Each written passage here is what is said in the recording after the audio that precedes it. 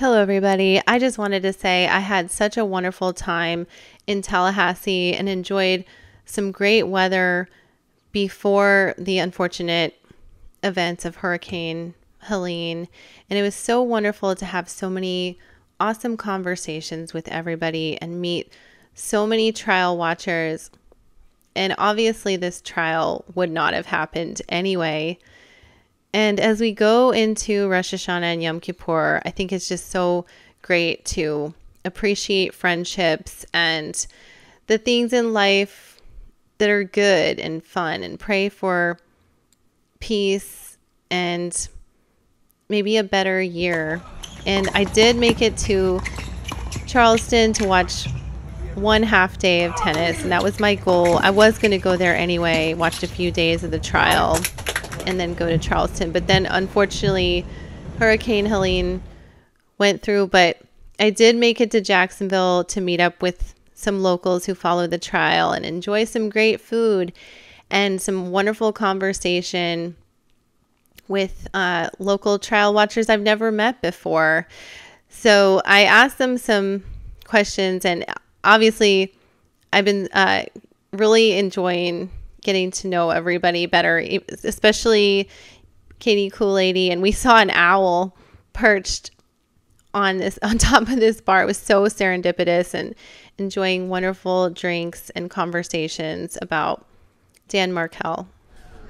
Hi, everybody. I'm here with Katie Kool-Lady, and you like to be referred to as Kathy sometimes, right? Kathy is my name. You can call me Katie. I really respond to either one. And we're here at Casa Marina Hotel and Bar. Look at this view, everybody, just by the way. And I'm so happy I get to sit here with Katie. I don't want to get everyone else in the view, but I'm just asking everyone we're out at brunch with, what was the most shocking moment in the whole Dan Markel murder trial and case that you can recall?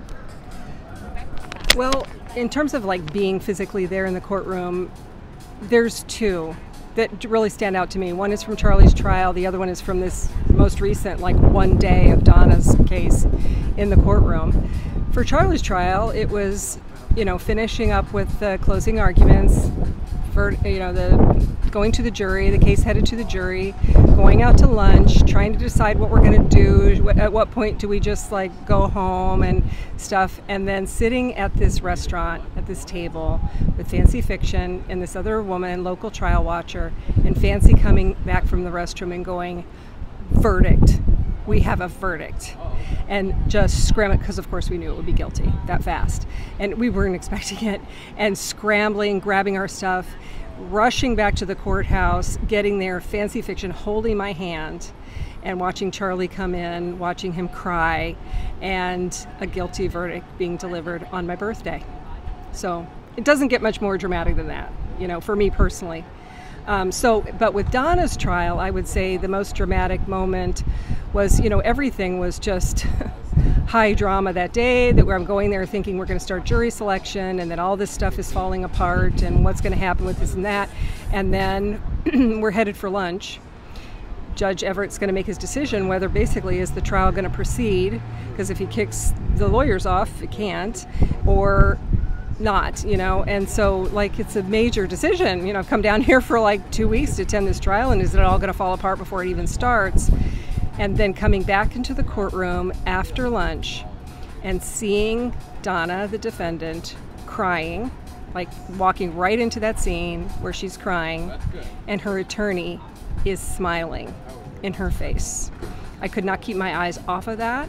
I will never forget that moment. And I sat there maybe 6 steps away from them, behind them, with an unobstructed view, and watched this dynamic with this crying defendant whose trial is supposed to start that day. She's a murderer, and it's supposed to start that day. Oh my God, I have somebody coming. And watching her attorney smiling in her face. It was one of the most bizarre things I've ever seen, and I would say shocking, shocking. So that's it, Susan. Amazing, Katie. Thank you for sharing. Tell us what you're looking forward to with the Jared Brightigan case. I'm looking forward to see Jose Baez back in action, being the good defense attorney he is. He fights for his client. He's a advocate for his client, and really looking forward to seeing him in action. Awesome. Thank you. Hey, we're here at Casa Marina Hotel in Bar. Give us a shout out to your YouTube channel. So my channel is called Ray of Light Tarot, RAYOFLIGHT Tarot, Ray of Light Tarot. And it's a spiritual channel based, focused and based mostly on tarot and also energy work, Reiki, and life coaching. Awesome. So could you also tell us how you got into the Dan Markel murder trial in the first place? Yeah, so being a Floridian, you know, I was familiar with the trial. I had heard about it locally, and I had seen some coverage, you know, on the local news and on like the more national crime stories like Dateline, I think 48 Hours. But I really got pulled into the trial around the time that the two assassins, Sigfredo Garcia and Luis Rivera, and the middle woman, Catherine Magbanua, were being tried. During that trial is when I really got pulled into it. I'm a trial watcher in general, so. Wonderful, and I'm sure being in Jacksonville, the proximity was interesting, and it's big news here. Right. And then could you tell us your most shocking moment of the Dan Markel murder trial in general? So it's interesting to me. I don't know if I would call it there's two. For me, the most shocking or surprising moment was when Charlie Adelson was being tried and he used the defense of being extorted. Although I could understand why he would use that as a defense, because he had to find a way to incorporate why the story was being told about the stapled money, because that was so odd and so unique as far as circumstantial evidence. And that testimony through Catherine Magbanua, that he had to find a way to explain why he was giving that. There was no way to deny that he had given those hundreds of thousands of dollars away in cash. So he had to find a way to say, why did he give that money? So I thought that was kind of surprising when he did the extortion defense. But I thought it was also shocking to me because it was so unbelievable. Who would get extorted? I mean, any person in their right mind, especially supposedly an oral surgeon, an educated person, when you find out someone's committed a murder against someone that you are related to or were through law, you would call the police. That's not even at all believable. So that was shocking to me that he thought that defense would fly at all. I thought that was really stupid, and it showed just how dirty, low class, and without any type of ethics Dan Rashbaum was to go along with that and not to counsel him against that. But hey, that's the same attorney that counseled Donna and her husband to try to flee to Vietnam. So that's an example of just how without he is as an attorney, right? Beyond that, I also would say kind of shocking to me was Wendy and her being subpoenaed to testify from the trial of the original three, and then Charlie, her 3 times testifying. Each time her story has changed as far as her driving to the crime scene, from the interrogation to the trial. And I know she has immunity. Well, she has a specific type of immunity that comes in Florida when you're subpoenaed. I don't know what that's called. Use and derivative. Sorry, thank you. Use and derivative use immunity. So nothing that she says can be used against her in the trial, and nothing that's derived from her testimony can be used against her. But here's what she didn't think about. If you perjure yourself, that use and derivative use of immunity is out the window, and she has perjured herself. Shanna and Mario were trying to use that spouse immunity too in this trial to not testify. They're trying to be sneaky about staying married, and I saw a continuance in their court filing of their marriage to try to get around those sneaky laws that we don't know a ton about, but they're trying to use it. Well, and that's kind of, I'm not a barrister, and I'm not, I didn't go to law school, but I follow a lot of trials. I'm interested in the legal system. I find it really interesting. And so, being someone that's just kind of on the periphery of that, I find it really interesting, and it's fun to learn about these things. But as you learn and you see, like, especially a trial like this with Wendy Adelson, who is a lawyer, the victim, Dan, who was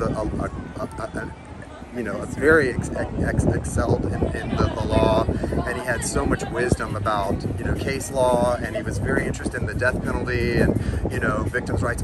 I find it so interesting to see how these people, as a result of all of that, she's so willing to use the law, just like their attorney, to their advantage in such horrible, just unethical ways. Her family members, so I think it's like it's really sick. She is obviously protecting them. It's really sick. So yeah. And so you're looking forward to the Brightigan trial too? Yeah, I am looking forward to that trial. Really, my interest and my sort of focus is really, I don't know, my heart is for some reason with the Dan Markel, with full justice going to that. I just really, for some reason, feel for him. I feel for his sons. You know, he obviously loved his kids so much. I think because of growing up with you know, divorced parents, and you know, my dad was doing his own thing, and you know, so I really respect the fact that as a father, he wanted to spend, like, he wanted right of first refusal. Like, if she couldn't be with the kids when she had him during the week, he wanted to know so that like that night he could be with them. He wanted the right of first refusal. He wanted every moment with his kids that he could have. And I thought, wow, what a great man, you know? That's the kind of father I would be. And so I just feel like it's so sad that their father was, by no choice of his or theirs, he was taken away from them, you know?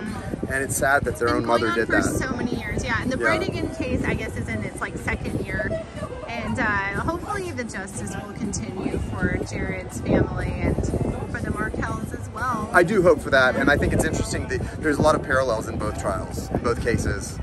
A lot of parallels in both cases, and I think it's definitely, if you're someone who watches, you know, what's going on with Donna Adelson and that whole string of conspirators from the Dan Markel trial, you're someone who would definitely be interested in the Shanna trial. I mean, they're just so similar. If you haven't checked out one, but you know about the other, check out the other. So I mean, and I think that Kirsten and Ruth do see the parallels. Also, Jared's family. I have talked to Jared's sister about the parallels as well. So a lot of justice to look forward to in North Florida. Yes. Thank you for sharing your thoughts. Well, thank you so much, and I appreciate you, Susan, and what you do. You do a great job. Wonderful. Thank you.